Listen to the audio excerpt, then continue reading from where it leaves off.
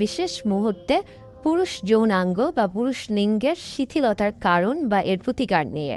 কিছুদিন আগে আমার কাছে একটি সদ্য বিবাহিত দম্পতি এসেছিল, বিশেষ করে যাদের বৈবাহিক কাল মাত্র 1 মাসের মতো হয়েছে। তারা যে সমস্যাটি নিয়ে আমার কাছে এসেছিল, সেই সমস্যাটি হচ্ছে মূলত তাদের পারিবারিকভাবে বিবাহ হয়েছে। তাদের এই বিবাহের আগে তারা দুজন দুজনকে জানতো এবং দুজন দুজনের পরিচিত ছিল, এবং এটা পারিবারিক মাধ্যমেই হয়ে থাকে এই বিবাহটা।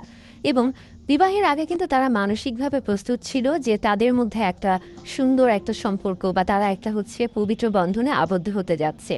কিন্তু তারা যখন বিবাহ করলো, তখন খেয়াল করলো যে পুরুষের ক্ষেত্রে বিশেষ করে দেখা যাচ্ছে যে যখন তিনি বিশেষ মুহূর্তে যাচ্ছেন, তখন তার লিঙ্গ উত্থান হচ্ছে না এবং শিথিল হয়ে যাচ্ছে।